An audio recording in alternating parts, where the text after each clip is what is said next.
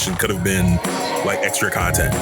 Well, I think because we speak so much beforehand, like you guys just had a interesting conversation about anime, and I found myself sitting there listening to you two talk, and I'm not even that big. I ain't gonna say I don't like anime because I do. I'm just you're not super big into it. You're not like you guys. I don't know. Yeah. Right, I don't know the histories and lineages and things like that as well as I would like to, but I love the stories, and so listening to you guys chat about it just then, I'm like, yeah, we should just if we have at least two people, just hit the record and we can always edit around that content, especially if it's generic like what you guys were just talking about. And another thing, and the reason why I don't like Akira. Just kidding. Wow! Right? Wow! Well, that's it's interesting because Akira is like the Citizen Kane as far as American cinema goes. Yes.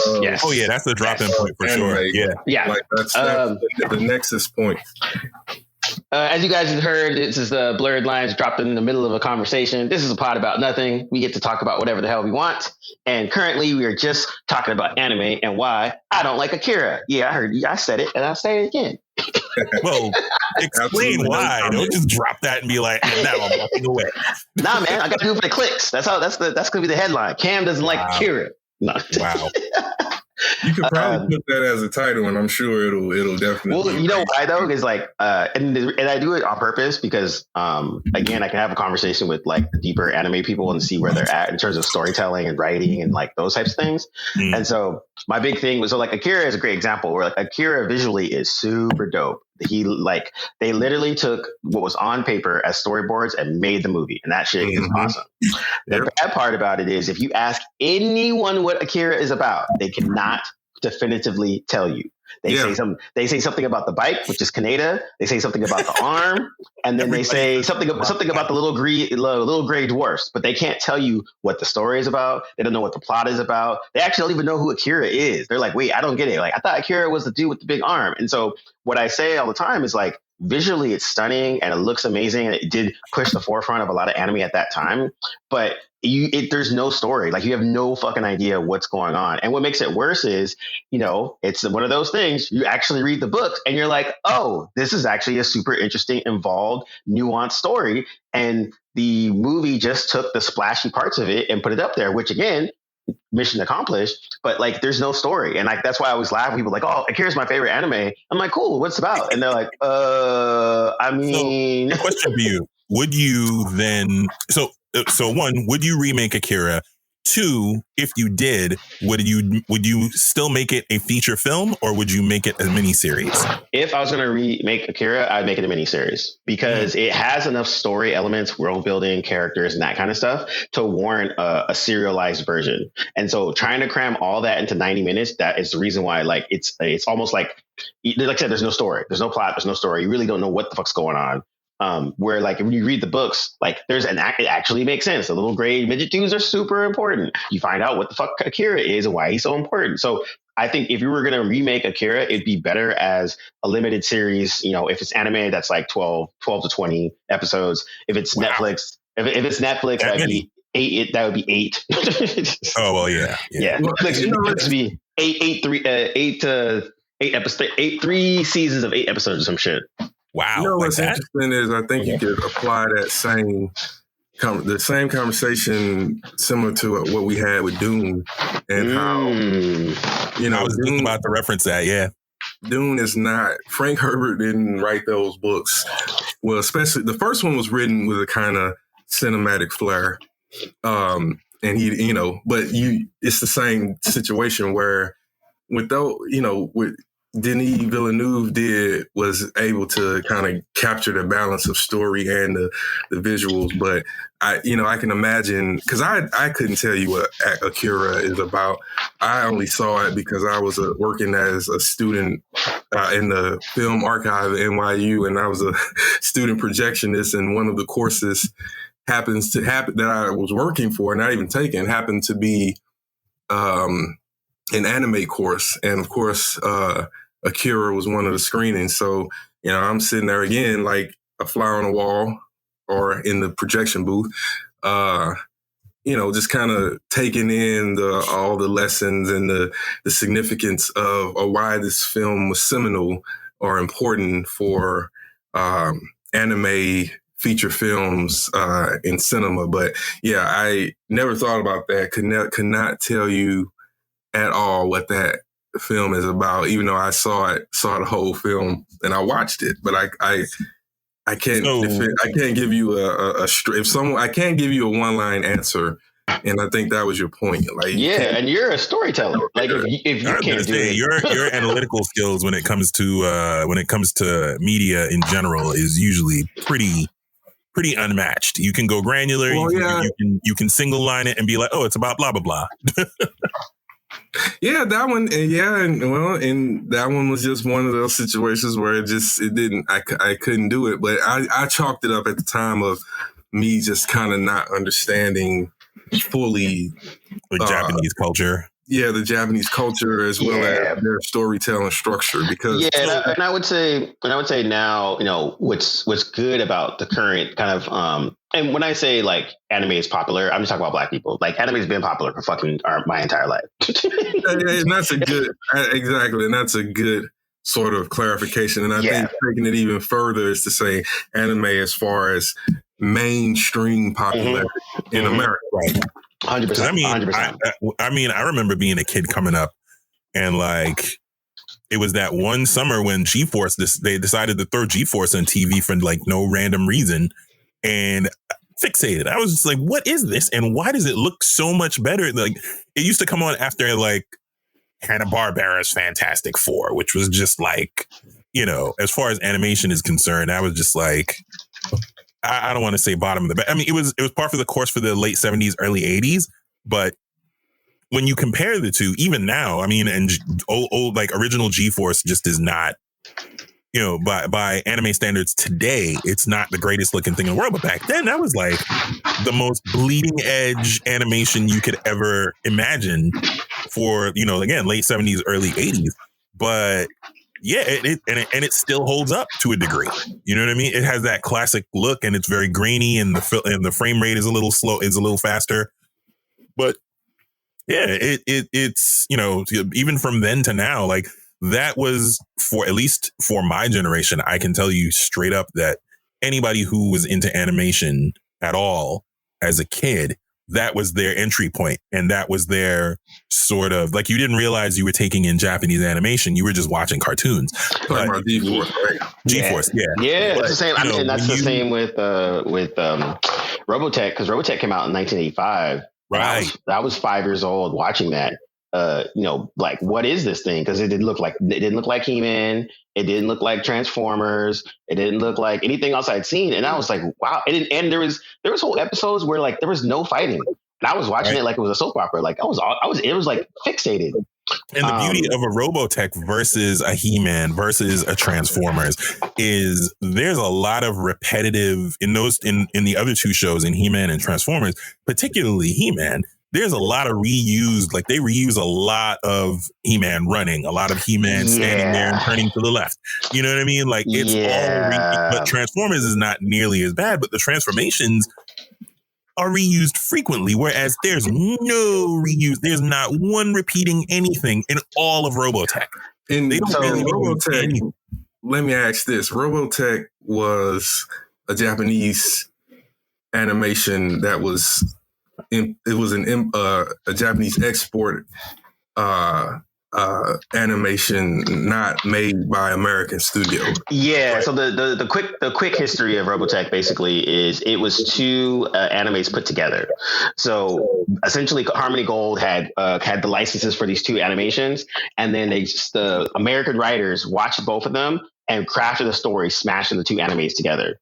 And so the animes are made by the same studio and the same like creator, and so that's why a lot of the mechs look the same and also the different stuff. And so they basically took something that was already there, patched it together, and they made an original story around it. And it was kind of crazy because it works. Like the longer story is even crazier, but that's kind of that. And so this was crafted for Americans because there was already a Macross show or like mini movie in Japan, but Robotech was specifically made with American actors and voice acting and all that stuff specifically for Americans in mind, which is pretty crazy to do at like 1985. Like who thought of that? What about Speed Racer? Was that American? No, that was Japanese as well, and that was another one that kind of was like got ported. That Astro Boy. There's a couple other like kind of randoms that G-Force is another big one. I was gonna say G-Force. I want to say was not the first, but one of the early ones. But they got that that was the beginning of we're gonna just make a whole other story because the differences in Japanese culture and what they're actually doing and what they're saying and why they're fighting.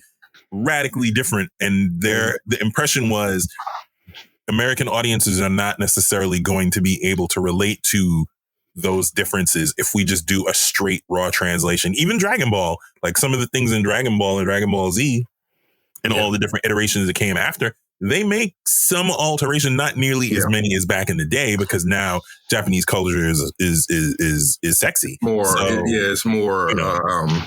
It'd become because I think that was sort of my pull into that world was Dragon Ball. Dragon Ball Z was really popular when I was a teenager. Yeah, and that was one of the first ones where on network television that had like a good bulk of the episodes. So then Adult Swim started coming in, so Adult Swim started to pull in a lot more popular ones and have more licensing. So that's how it kind of like seeped into the American culture in late 90s, 2000s, and that kind of stuff. And so because then they started building entire programming blocks around it, like. Toonami was one. I remember there were several programming blocks that was specifically devoted to Japanese anime on American broadcasting in American all throughout the day. I mean, Toonami was prime time largely. Yeah. So that one was shown late night. So that was like the gritty anime where it's like literally like 30 minutes of violence, of nonstop violence, but also great storytelling. Now, I can't remember some of those titles, but I watched a lot of that stuff. I think that was when one of the big shows that they had was, I don't remember if Samurai Jack was on there or if that was something else, but I know they did the Afro Samurai, I believe. Yeah, that was another one that was more American led and centered, right? Like for that. So I think that's a thing where, it was kind of nice that, after, like for me, when I was watching anime, again, like just like Josh said, VHS tapes, you had to get bootleg from folks. So it's like harder to find what you actually, so if you really wanted to watch something, you had to put the time and effort to go find that shit. Right. With the advent of torrents and stuff, that's when you finally start. And then it was easier to get more. So I watched a lot of the stuff, through torrents and that stuff. And then Ninja Scroll came out in the 90s, and that was a big deal because that was another big picture type of deal. It was dubbed in English, and then it had a full story. Yeah, that was before the BitTorrent thing, though. Yeah. But it was actually released in theaters. Was I meant? Oh yeah, I think so. But it's funny because there was a spot downtown Brooklyn. Shout out to Fulton Mall. There was a spot in this sort of like bootleg mall. They sold gold, they sold gold chains. They sold, an Indian vendor sold Indian clothing. African vendor sold African stuff. And then there was a guy from Belgium, I believe, which is just the weirdest combo. But he was like the bootleg king of Brooklyn for about 5 years. And this dude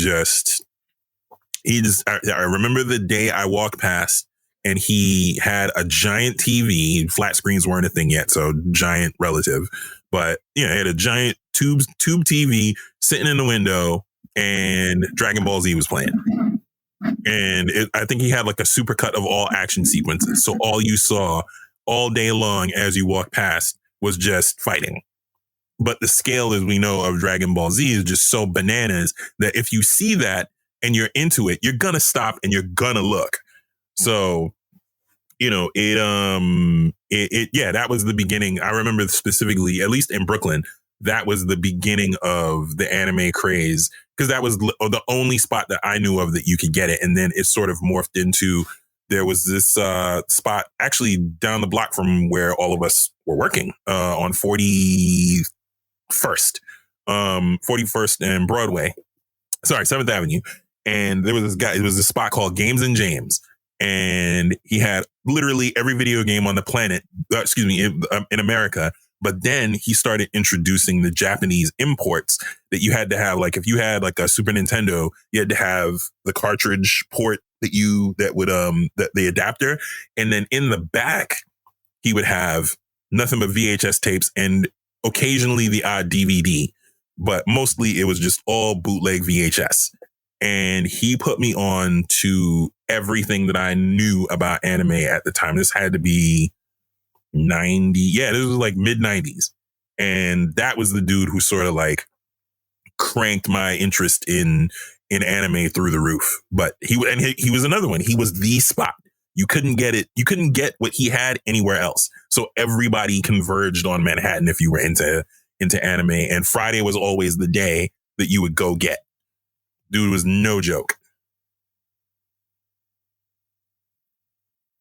Hey. Hi, guys. Coming in through the back door. Now, Pachi, you actually, judging by your avatar, came in right at the right time because we're talking of having a little conversation about anime, and there was a conversation about Akira. So I don't know what your thoughts are on that. Greatest sci-fi. I mean, greatest anime. Seminal anime, not greatest, but you know, the sort of seminal film that put it under the radar of cinema. Well, Akira Toriyama is probably one of the guys that raised this anime, quote unquote. Akira the film. Oh, Akira the film. Sorry. So funny story about that. Sorry to pivot. I thought we were talking about the goat that just died, but Akira the film is good until you read the books. Right. And that usually is the case, but this one was very, very telling because Cam was the one that had the manga, and I read all those books, and I was like, "There's so much missing from the film." Although the film is great, it's awesome. Well, the book just goes into much more depth, and that was like that wasn't the starting point for me. I read Akira way after it came out and stuff. So, and I watched it a little bit earlier, but like I was late to the party to Akira. I didn't know what was the deal. But Akira was a pivotal film, changed the course of anime cinema and other things. So I agree with you guys. The film does such a hatchet job of telling the actual story, and yet everyone's like, this is the greatest thing I've ever seen. I wholeheartedly agree. And like, again, if you've never read the manga, Akira is awesome. You're like, wow, this is great. But like, it does do a disservice to the manga when you read it. Yeah, exactly. But yeah, the other Akira we're going to talk about, Akira Toriyama, who recently passed away, creator of Dragon Ball Z. Salute that man. I think that, it's one of those things where Akira, the film, is one that kind of let people kind of get in. Side note, this film is set in 2019. Just to guys give you reference of this. That's wild. Very hilarious. There's been a rash of, just as a random side note, a rash of things on the internet that's pointing out all of I think there was another film that was set in 2024 or something like that. And people were like, pointing it out on the internet that, oh, we're in that year now, and as if it mattered. But there's a lot going on. People like to make that correlation. It's just one of those things. Like when whatever year it was that Transformers movie is supposed to take place, when that happened, everybody was like, "Ooh!" Oh yeah, I saw that one recently too, because that was like 2023 or 2020, something like that. Something recent though, but anyway, Akira was set in 2019. That's very interesting. I'm looking at the list of anime series that have aired on Adult Swim. They really have established a major footprint. Like, this is a ton of stuff. Oh yeah, Adult Swim basically in the 2000s built their brand around anime. Yeah, 100%.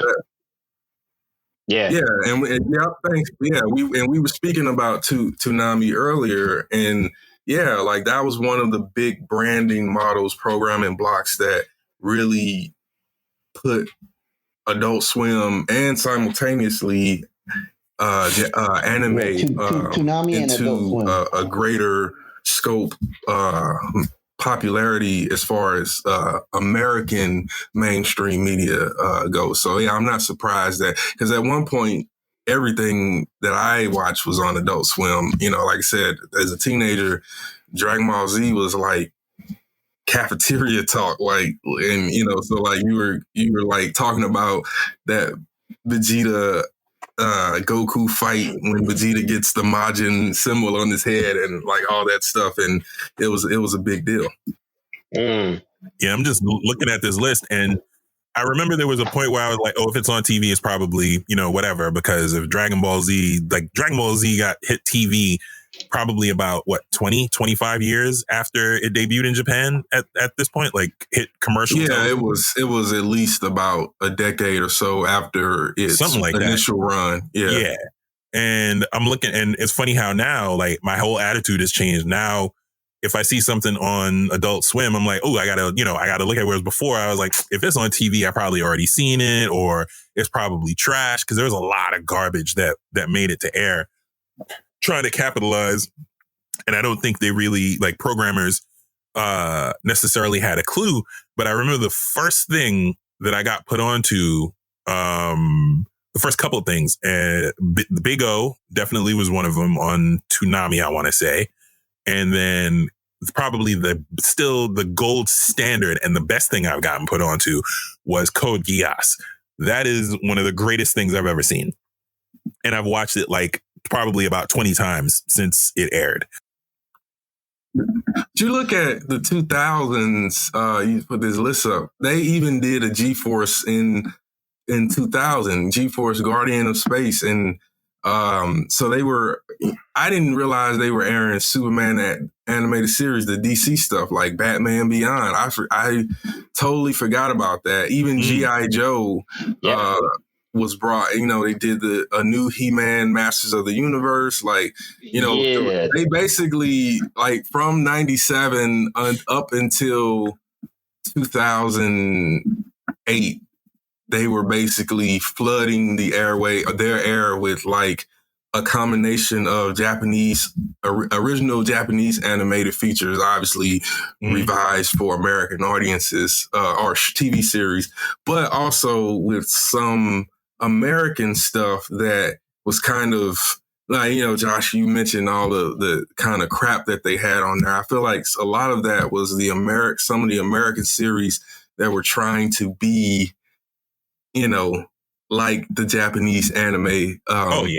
But even like that Star Wars Clone Wars, not the Clone Wars, but this was the one where they were doing like the right during the movies, they were doing the little short, like these. Oh, the Jendy Tartakovsky. Yeah. Samurai Jack, homie. That's what his. I think that's the thing that Toonami did a good job of, like, licensing, and so they were licensing a lot of good stuff. So that's why, like, Gundam got really popular in America because of Toonami. That was my drop-in point. Gundam, I knew about Gundam, but I couldn't get into it because I was like, yo, this feels like I have no idea what's going on, so I'm not gonna mess with it. And come to find out, that's like the weakest one. The one that they aired was like one of the weakest joints that they have.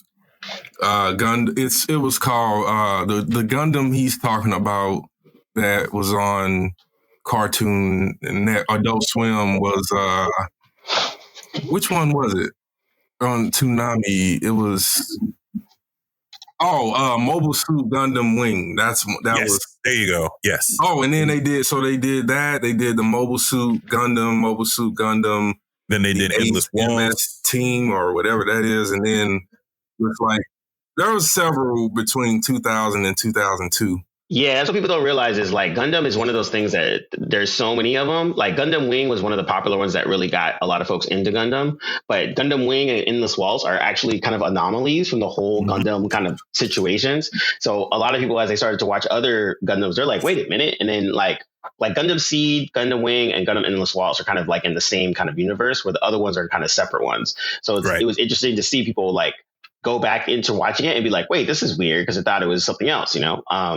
But yeah, I think the cartoons like Toonami, you know, Cartoon Network, like, you know, I'm in school when most of this stuff was like getting popular and all that stuff, which is cool. And then I think the other interesting part was, they did a really good job of licensing earlier on to get those, Kenshin, all that stuff. Like, look at that. DC, they got DC, Star Wars, Dragon Ball, Transformers. Like, it's like all of these titles that are like now billion-dollar franchises, and no matter what medium they take on, like they and these were like considered some of the best of those animated properties. Like, I remember that Star Wars Clone Wars and watching it and just being enthralled by the fact that they were filling in story gaps between the two films. And, I mean, literally those last 3 episodes drop you right on the front door of Revenge of the Sith. Yeah. And like one of the best moments is because I remember seeing Revenge of the Sith before I watched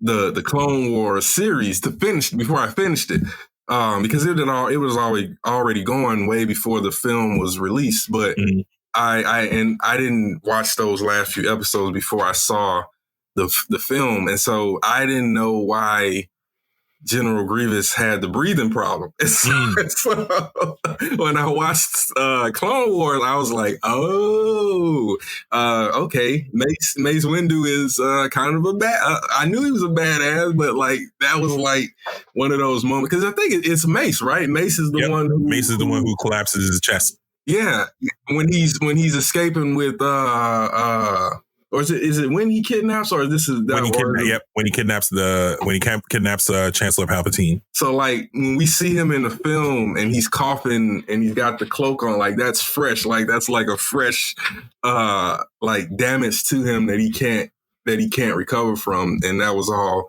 Mace Windu, which was awesome. But all that to say, all those Cartoon Network and Adult Swim specifically, they really did bring a lot more to.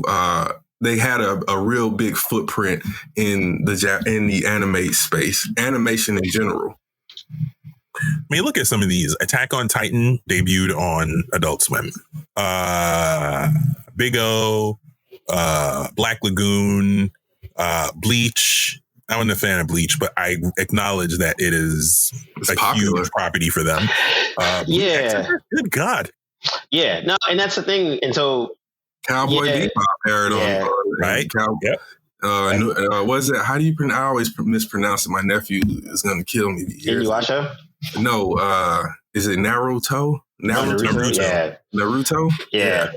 And so that's why so I think the other thing too is like there's a point where, this is a good example of like, you can tell, like I was saying earlier, it's like you can always tell, when someone came in to anime by their first one, they like, this is my thing, right? And then okay, you came in this era, you came in this era. Then you have a better frame of reference to kind of see. Because also while Adult Swim is doing this, Crunchyroll and other and Funimation were happening alongside Adult Swim, but then those are a lot more nichey. So like Adult Swim and Toonami was hitting everybody, but if you were like super, super hardcore like animator, you were on the Funimations and you're on the Crunchyroll and all that. You were paying for the services because you wanted to see the anime that was coming out right when it came out. Because everything in America was basically anywhere from a 1 to like 5 year delay, and so it was interesting to kind of see that, because at first I didn't know that until one of my friends hit me to it, and then I was just like, oh, let me watch this, because I think I watched Claymore or something like that, and I was like, yo, Claymore is dope, and my friend was like, that came out 4 years ago,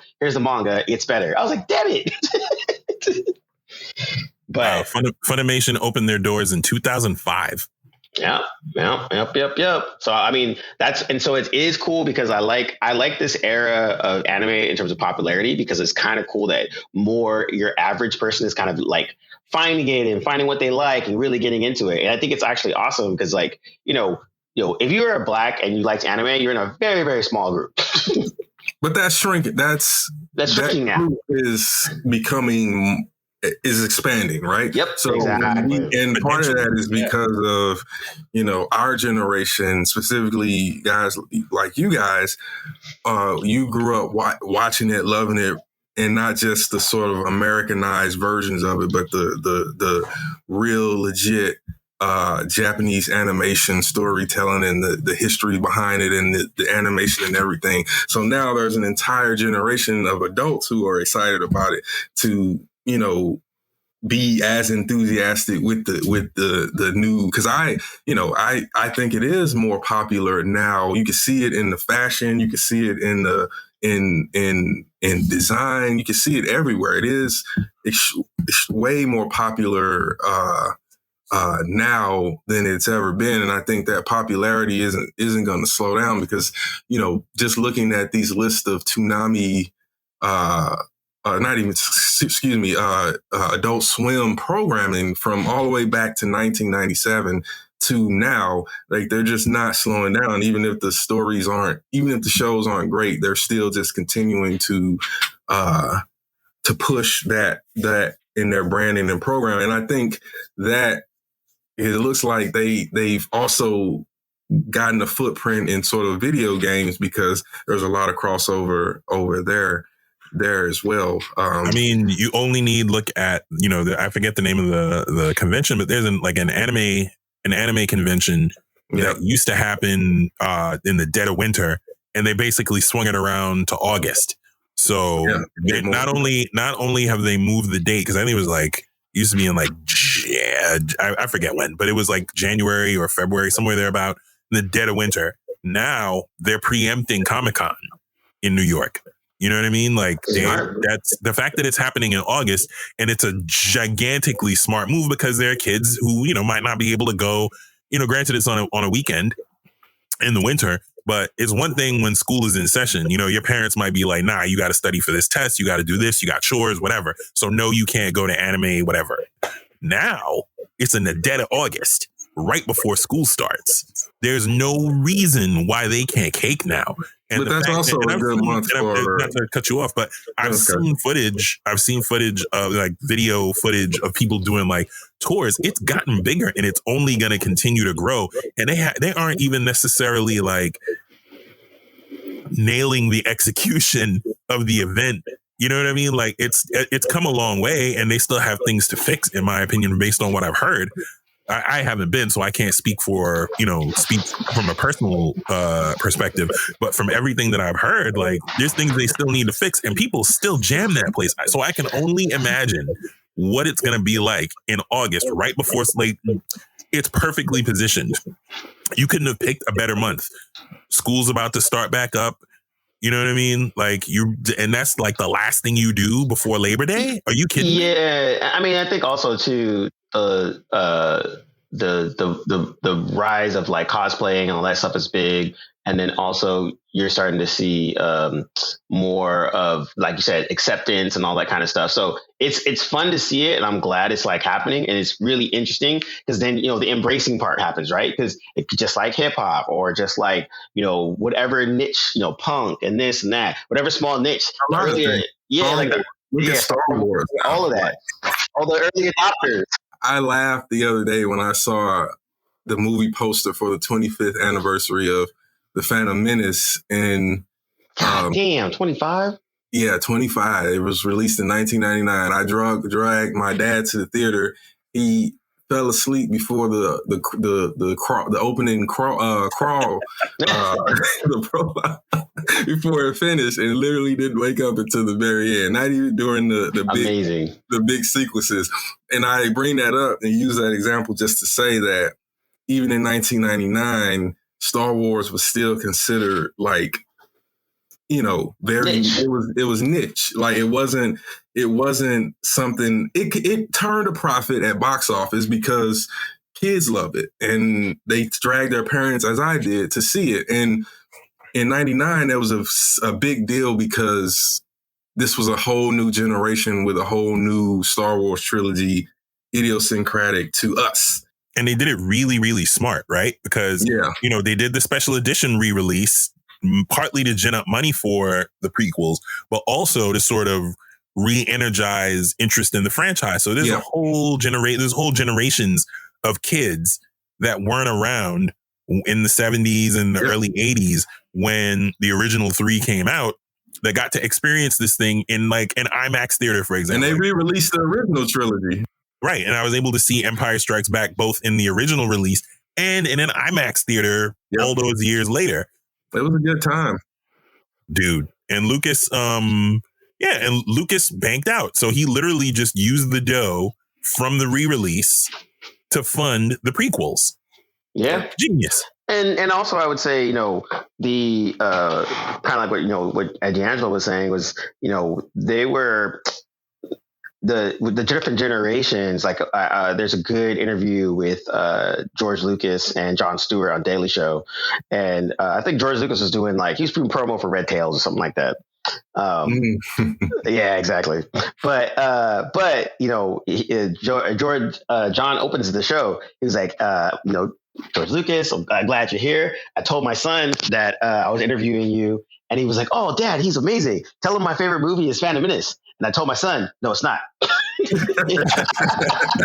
And George starts laughing, but he said a really good thing. He was like, "Yeah, the most interesting thing what people don't realize is you now have multiple generations of Star Wars fans. Yep. You have Star Wars fans that watch the original trilogies in the movie theaters. You have Star Wars fans in the 80s that watched it on repeat and on TV and network and all that. Like, then you had the people that watched that are attached to the prequels, but then also were engaged with all the with Clone Wars and like those types of things. So it was like you have all these different types of generations of Star Wars, but they're all Star Wars fans of just the different generations. And I thought that was like super interesting because there's a whole generation of kids that watched Force Awakens when they were like 8, and they watched all of it, and that's their Star Wars because they watched it at that time. Yeah, which is crazy. I think the two generations of the original trilogy and the prequel trilogy will agree that the sequel trilogy generations got the short end of the stick. Oh yeah, I mean, hell, even those kids agree that they got the short end of the stick. I mean, listen, the prequel trilogy is what it is. It was made for very specific reasons. What reasons are those? I'm pretty sure George Lucas. I don't know this for a fact, but I do. But I baited you to answer the question because I know what you're going to say and I know why. But go ahead. Well, the rumor was, or the news at the time was that he had just gone through a divorce, and he was, and it took a chunk of his money, and he had those. But the thing is, he had those treatments already, so it wasn't like he ginned it up out of thin air, right? Now, I would say the scripts weren't written. You could tell because there's a lot of continuity issues that the prequels created that has never been able to explain away.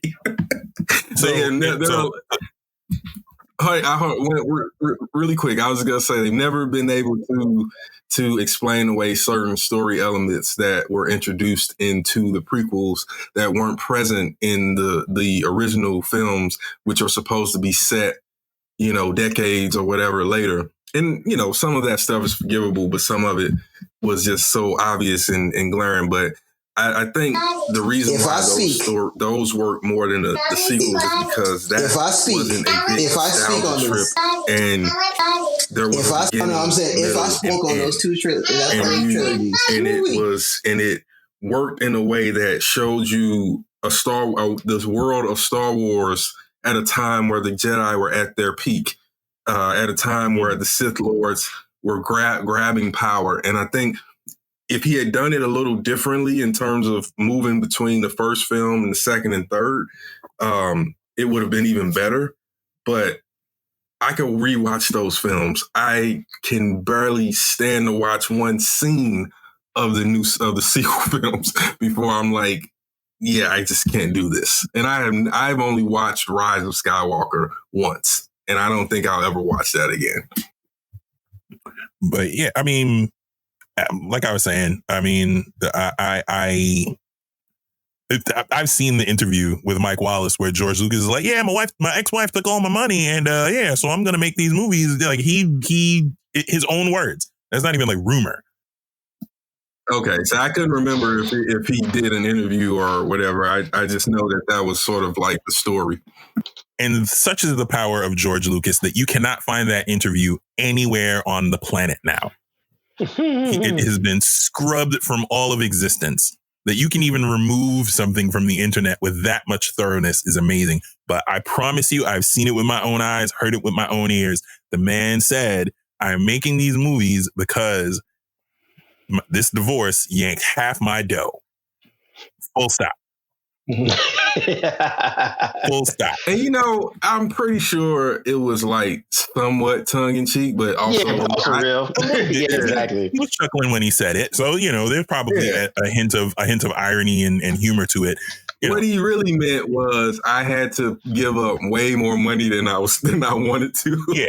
And so now I need to mitigate my losses. That's it. Yeah, that's what. At the end of the day, which is, you know, that's really, people got on him for that, but I mean, at the end of the day, he did his job, what he does for a living, so that he could generate more dough, having had to give up half his dough. He got married in California like a dummy, so you know. But also, his wife at the time was was very crucial and key in helping him develop Star Wars. Her name is all over the early. Yeah, she was a film editor. Yeah, she's a film editor for all three of them, I think. So she was and given that that was a kind of an independent venture, and I say kind of.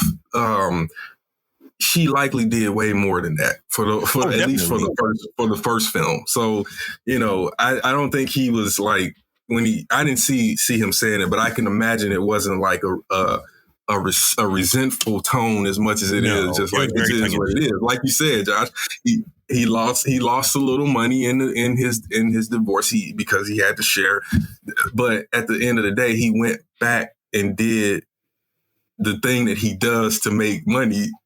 You can't fault them because we know that especially studio films are designed to make money. Let's not pretend like the original Star Wars trilogy, he did that to make a statement, or he wasn't Frank Herbert. He wasn't thinking like Frank Herbert when he sat down to create Star Wars. Yeah, I'm not just making art for art's sake.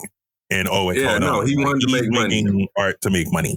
But you know, and you can tell qualitatively that there's no one in ILM or Lucasfilm toward the back half that would tell George Lucas no, or you shouldn't do that. And you can tell that there was somewhat, well, first of all, he didn't direct he didn't direct Empire or Return of the Jedi. So that in and of itself is a whole other, you know, that changes everything about those films. But yeah. His wife also was like, no, like, you're not going to, like, I met one of the editors who was a friend of my old boss at a job I had at the beginning of my career in television. And he was like, yo, I was one of the editors on Phantom Menace. You do not tell that dude no. And you're not like, you know, you work on a show, and D'Angelo, you know this, you've worked you've worked in countless edits. You know that there's the collaborative process of, all right, these are the things I want to hit in this this clip or this shot or this scene. And then the editor is going to tell you, you know, you may have picked what you want in there. The editor is going to turn around and tell you, hey, this should work. This would work better if you covered this verbiage with this shot, or, you know, you should pivot to this and use these shots in there. You could probably do like a 1, 2, 3 really quick. Like, they're going to give you recommendations that give you a sense of a different perspective on how you should cut this thing. And George Lucas does not operate that way. He does not operate that way at all. And so he was like, the little bit of pushback that I gave him, you know, he wasn't an action scene editor. He was like more the you know, sort of the in-between scenes. And then he was like, yo, if you do this or this, and he's like, nah, I don't want to do that. And the more this guy pushed him, the less in favor he was, and worked on less and less of the film till finally he got bumped.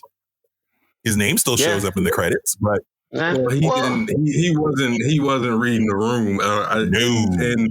And the thing is, George Lucas is one of those big money auteurs, and I just mean that he may be the only one. Maybe Nolan is more than he is, and Spielberg is as well too. But you know, those two came from the same crop of that new Hollywood, the first sort of graduates of UCLA and film school. And they are known as the producer first, director second. You know, Spielberg's whole MO early on in his career was it has like his rule was that it needed to be something that people would easily want to see, like not something very simple, man versus nature.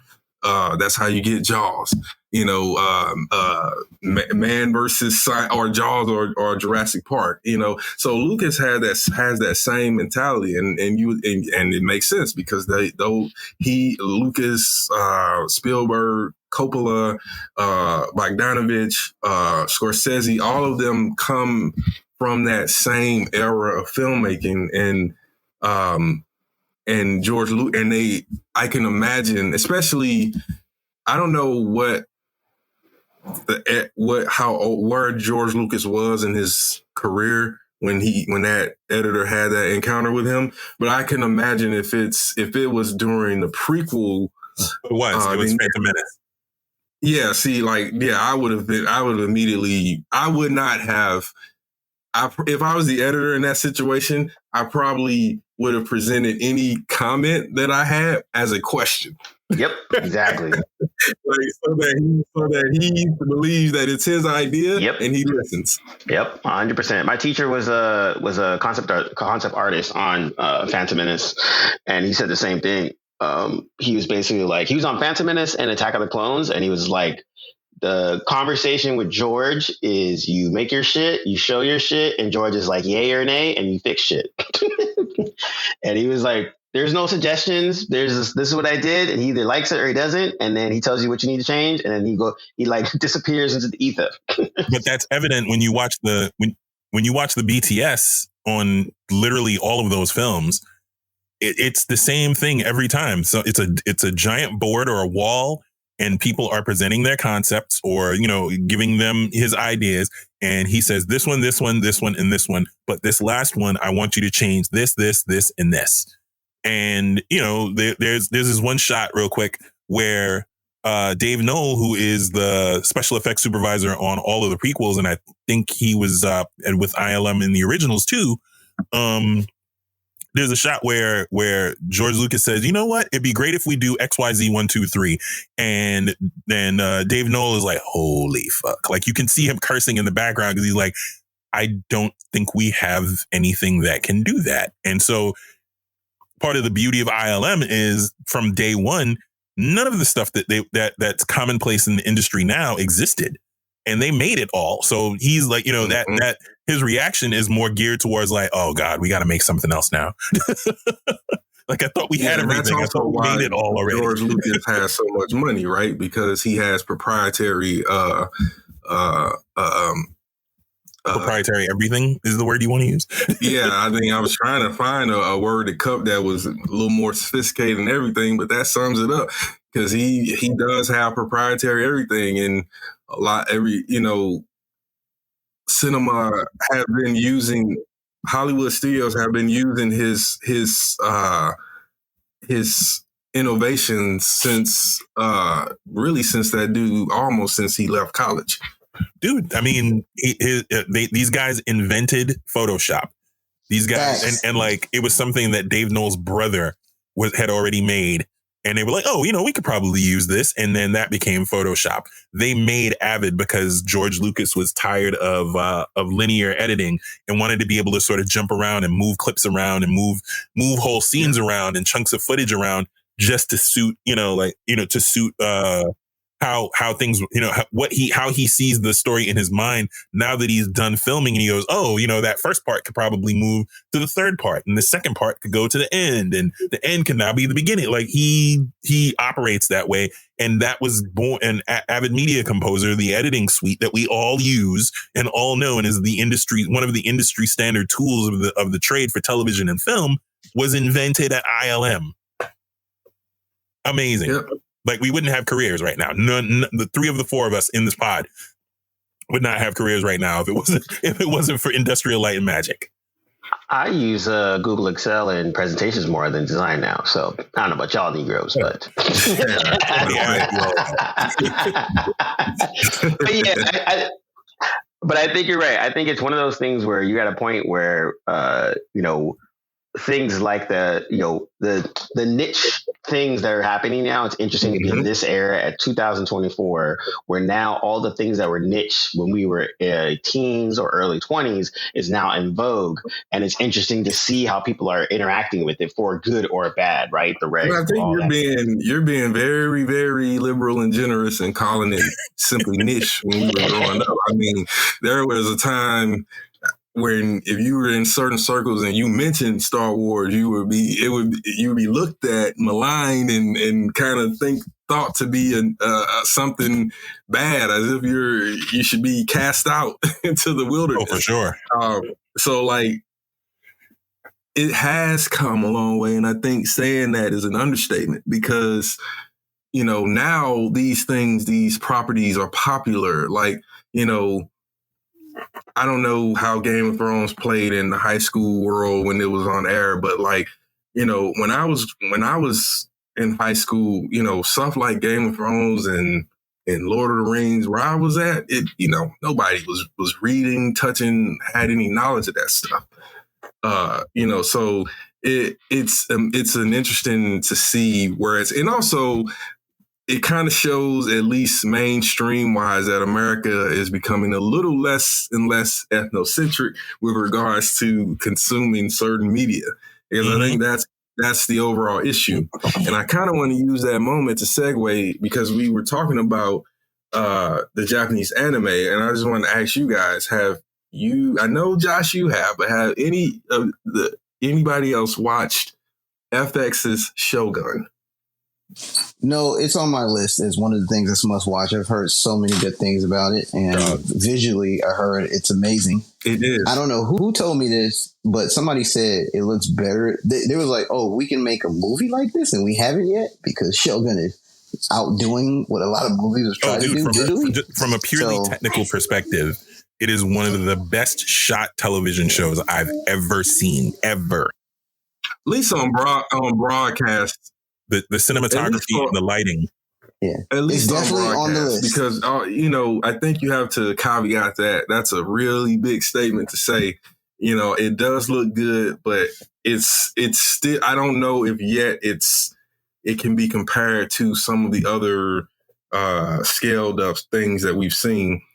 But it is there. Like, I was surprised because it was FX. Broadcast TV network, broadcast cable shows generally don't go that far with the budget, but then you got to think about it. That's FX, that's in the family of Disney, so they have the money. It's just now they're sort of rolling it out. But I, without going into too many details, I'll just confirm that for you, Cam. It is a beautifully shot TV series. The background is that it's based on a novel. And the novel was adapted to a miniseries in, I think, the 70s, I believe. And now FX has done not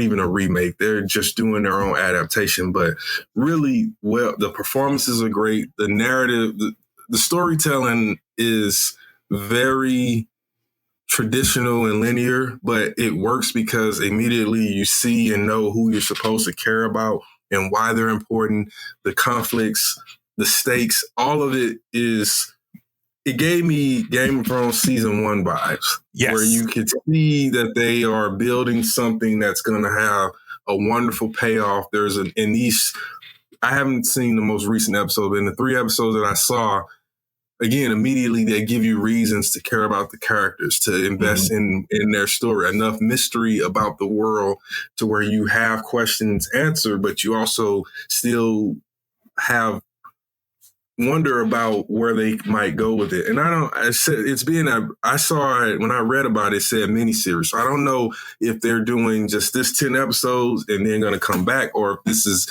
10, if they're doing the 10 and done. I'm hoping for that, because those are usually a lot better than trying to stretch out a story, especially in American television, for more than 5 seasons. So I was really impressed with it.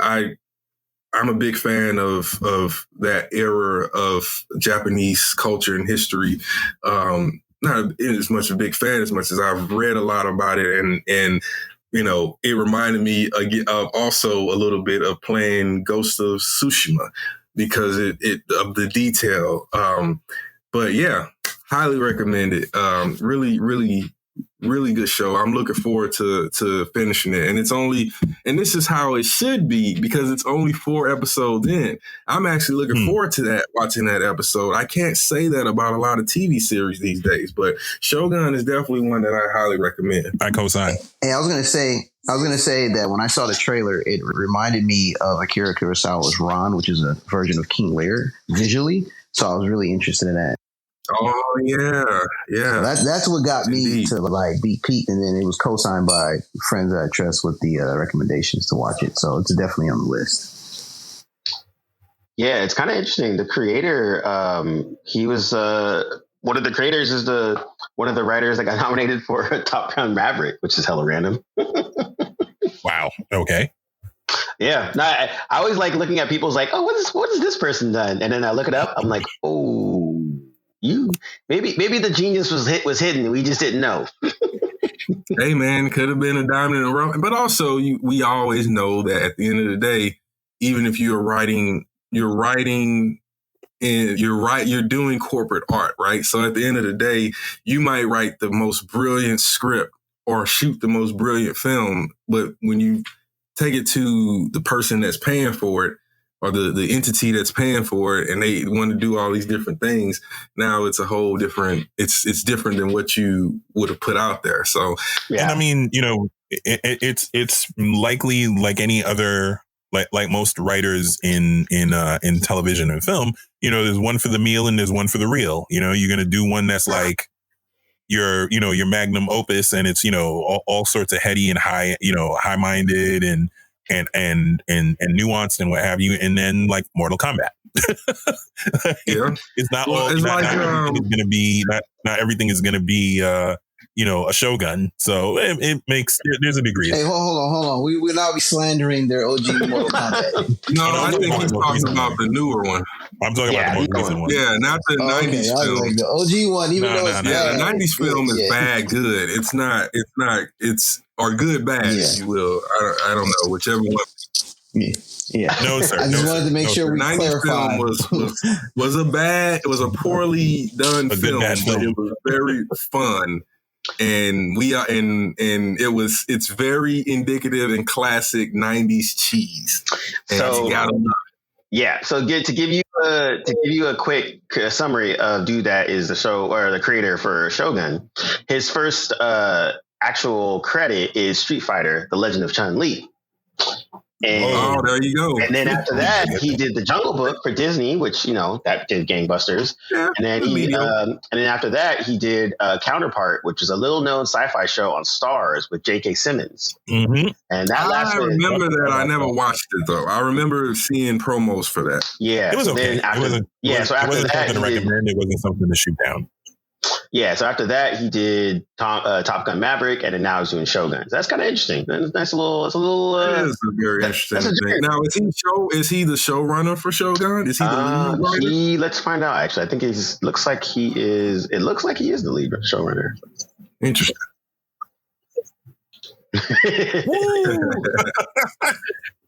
Well, that's hey. Well, he's kind of hit a stride, I would say. With this one, it's a husband and wife team. The co-showrunner is his wife. That's awesome. That's dope. Yeah, I thought so. I was like, I remember seeing a woman's name. What's her name? Rachel Kondo. Yes, that's who. Because she may have wrote the second or third episode, I think, and directed one of them, I believe, as well. But, yeah. D, did you see that your boy Jonathan Nolan is doing a Fallout? I did see that. He and Lisa Joy are doing it together again. I didn't care about this until I saw his name. Yeah, I had no context of that. I didn't even know it was a thing, and I saw the promo on Amazon, and I was like, "Oh shit, they made a show." And then I was like, I heard rumblings of it that Amazon was doing it, but see, it seems like nowadays, whenever I hear a rumbling about Amazon doing the show, the next day I see a trailer. So I don't know. I get the news like right at the very end. That's happened with Fallout. It happened with Wheel of Time. I was literally picking up Wheel of Time to start reading it, and then I saw a damn trailer for the show on the internet for Amazon. This is back with season 1, and yeah. So Amazon, if you hear about it, then likely they doing it. And Fallout they've been talking up a Fallout movie or show for probably about 10 to 15 years now. Like it's been, I don't know, it's been in either, but dude, I don't know. But the fact that Jonathan Nolan is doing it is definitely intriguing. Now I'm like, oh, word, okay. I didn't care about this from then to now until I saw his name in the credits. Yeah, I agree. I feel like what we're getting ready to do is hit a wall for that post-apocalyptic. Yeah, I agree. We hit that wall like 20 years ago. That's like no, because there were still some very big hits out there that have been recent in the last 5 to 10 years. The Walking Dead, The Last of Us. Like there are a lot of them out there. I'm talking about like in the now, in terms of the shows that are hits. Like The Last of Us was a hit. Same type of conceit where the world has fallen apart and there's a few survivors left to. Also, but you're right, to your point, that's been going on for a long time. Well, and also I would say go ahead. I was going to say also, just to let folks know if they're not familiar, Jonathan Nolan is Christopher Nolan's brother. He was a co-creator of Westworld and co-wrote a lot of Nolan's other films with him, like The Prestige. Co-creator with his wife, and his Lisa wife, Joy. Yep, and his wife as well. True. Cam. Don't hate women. Just for context, so people understand what's going down. Yes, he is. Yes. He's not like his. Damn, you blew my mind if you said he worked on Merlin and Emma in terms of success rate. And because they also did Reminiscence on that sci-fi film. Hugh Jackman, right? Yeah. They word? That was them? Yes, yes, that was them. They I think that was when they were riding that Westworld season. They were right on like after season 2 or 3, and I think it was Warner Brothers gave them money to make that film, and yikes, and it was not very good. But they're hit him. I will say this: I don't know if I'm necessarily looking forward to a Fallout TV series. Walton Goggins is in it, so I'll give it a shot because that dude's like hilarious, great no matter what, and hilarious no matter what. He's the only white actor that when he's playing a racist, I'm actually not angry. Like, well, of course it is. This is Walton Goggins, Like he plays the like real like hardcore racist that is not really hardcore racist. Like he's usually that person in that, unless it's like Django, where he's like, every white person in that film aside from Christoph Waltz was basically evil. So, but I don't know if I'm looking forward to Fallout, but Jonathan Nolan and Lisa Joy writing it is interesting. I'll be interested to see what they do with this, because I don't think they rounded out Westworld that well. That's just my opinion. I think the first season was great, but that was probably something that should have ended after one season. Well, we also didn't get to see what the end game was with that last season that would have rounded off the story. There was no indication to me that there was an actual end game that would have made sense, that would have justified another season. Honestly, season 4 felt like a final season to me, and the way it ended did not make me want, even before I found out that it was over, I was like, this seems like this is over. Like, I can't imagine where else they're going with this, because they've already stretched it to the point of now it went from highbrow sci-fi to just like very mediocre science fiction. So I really didn't think they were going to get a season 5. And when I just say that to say that after the first season, as they went on deeper into their storytelling, it became questionable for me. Okay. I was looking it up. I didn't realize that Reminisce, Lisa Joy wrote and directed and produced, and it super flopped. Yikes. Yeah, that movie flopped hard. It was like 65 million budget. It only made, well, it's also, it didn't, I think it got released during COVID. Yeah. Yeah, it was also one of those hybrid releases type things. So it's unfair. Reminisce was like a sci-fi movie with Hugh Jackman. And Tandy Newton. Tandy Way and Rebecca Ferguson's in it too. Yeah, I was like, I'm just looking it up. I'm excuse me, yes, Tandy Way. I'm sorry. Tandy Way. Yeah. But yeah, wild. But yeah, you're right. I think it's, to me, it's one of those things like Fallout's crazy because when I saw the trailer, I was like, oh, okay, this is cool. And then when I saw all the who's making it, I was like, oh, maybe I should pay a little bit more attention to this. Yeah, I'm sure it said from the creators of Westworld. I mean, yeah, exactly. That's usually how they advertise, but they can say their names now because they kind of have more notoriety because of Westworld, and obviously the Nolan name carries a lot of weight, especially after Sunday. Yeah, definitely. Well, we've talked about nothing, aka anime and George Lucas and Fallout enough. I would say, you know what, we can go around the horn, and I would say what everyone should drop what they're watching right now. I mean, D'Angelo, you already said you're watching Shogun, but if there's something else that you're watching, go ahead and drop that. Josh. Right now, I'm also watching Shogun. What else am I watching? Josh thinks I'm kind of. I've been low brown it. Not low watching the final season. I've been taking it easy for the last little while. Star Wars Bad Batch, studying AI so that I can be ready for when our evil overlords take over.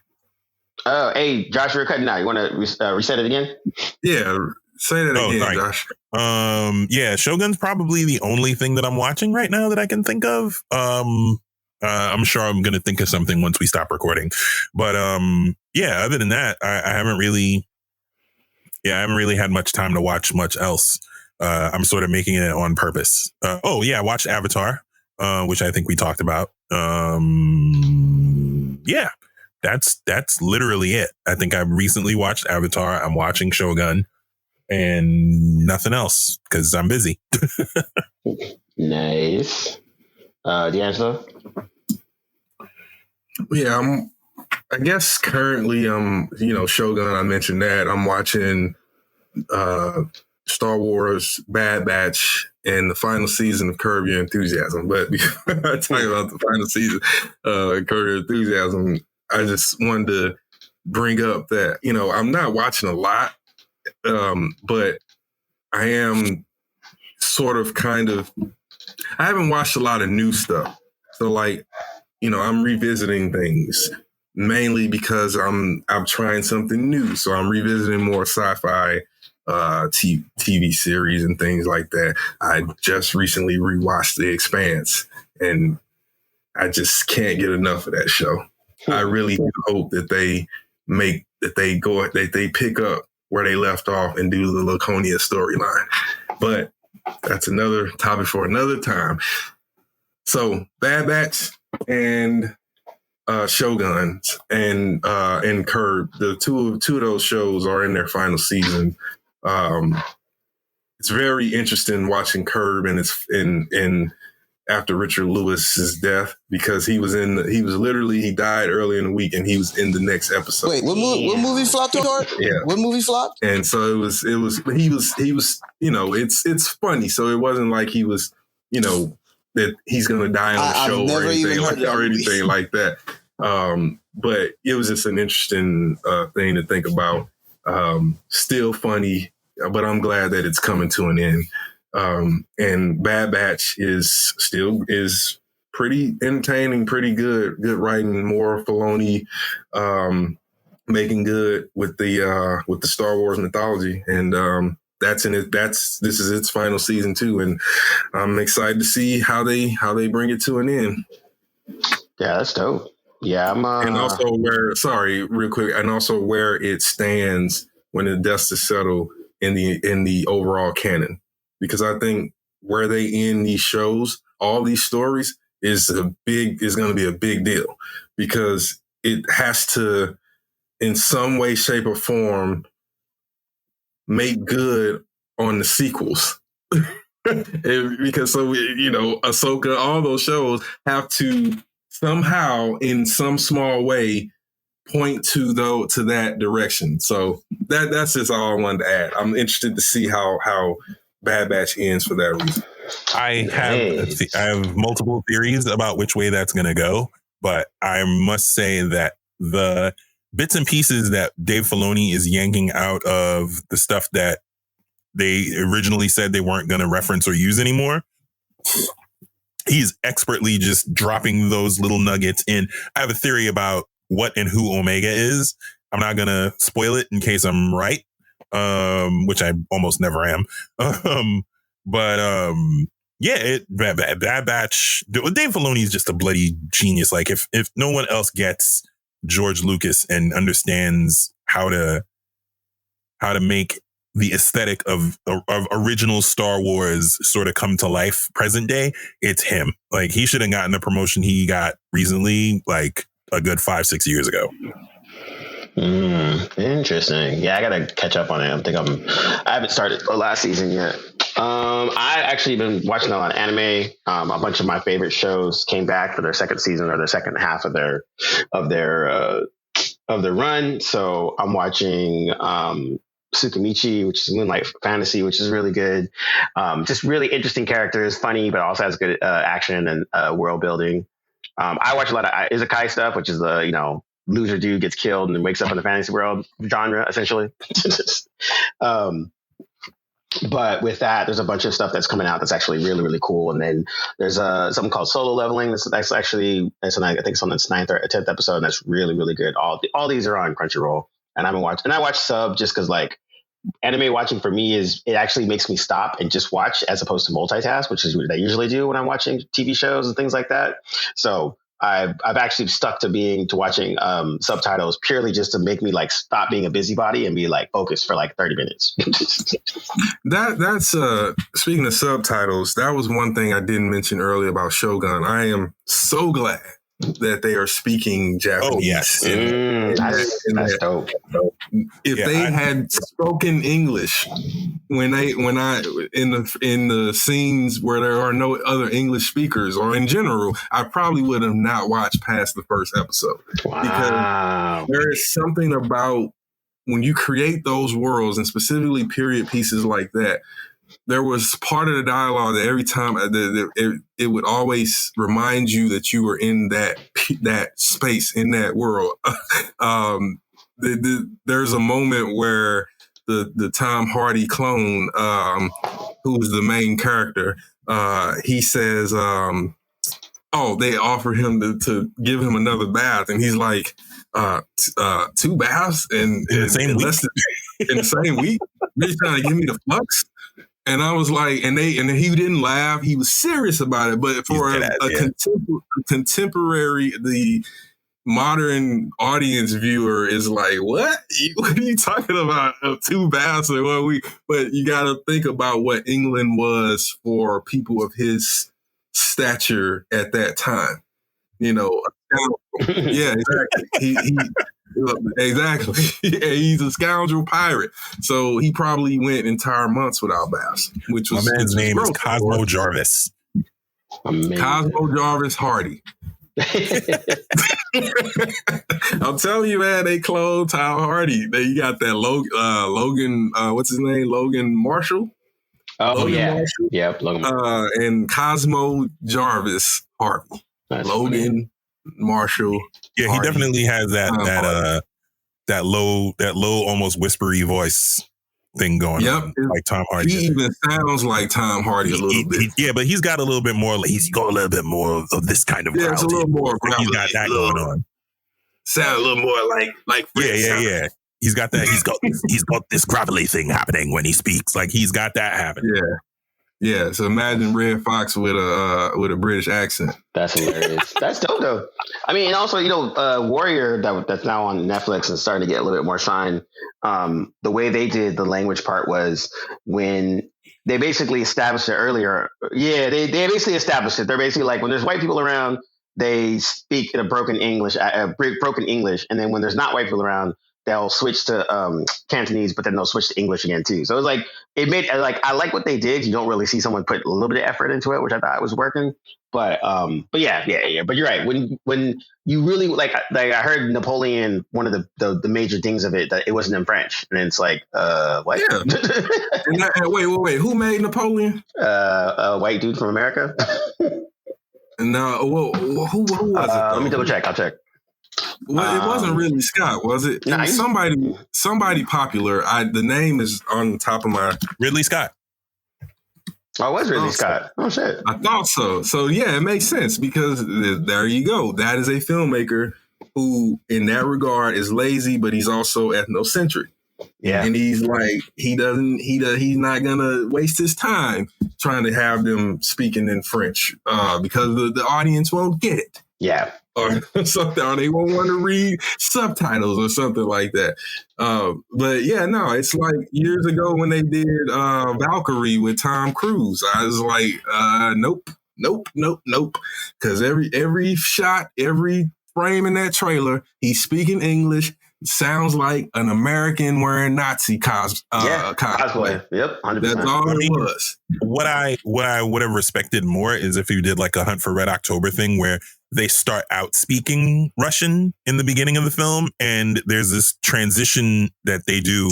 It's where lazy because you are completely going around the fact that certain even the English speakers would be speaking an English dialect that is almost foreign to how we speak English. Right. So the year is 1600s. There are words and phrases and things that have not even come into the lexicon. And so that's why it was very impressive to see, him calling them a barbarian and calling him a barbarian, and the fact that that this is fresh off of Magellan's voyage. Like in fact, if I'm not mistaken, given the date, Magellan is still alive. So it's that part. When you catch little things like that in the dialogue and you see how they're making an effort to pull you into that space, that is when you start to reach for a higher brow in terms of production and storytelling, because they're not being lazy about it. Yeah, no, that makes a lot of sense. I mean, and you're right, because when you are lazy about it, especially if you make a period piece and the accents aren't right, then what are we doing here? What's going on? Yeah, I mean, Yeah. Exactly. That's a great example. That is a great example. I watched like maybe 10 minutes of it. And once I realized, I was like, nope, I'm not watching this. Like, no, I refuse to support this lazy American shit. And that right there, people, is our title. It's our title. That's the title of the blog. Yeah, there's a lot of good stuff out. There's some fun things. I'm glad people got niche-y and kind of enjoying it. So, but yeah, thanks everybody for joining. Pod About Nothing. Everybody, we'll talk to you guys soon. Peace. Later.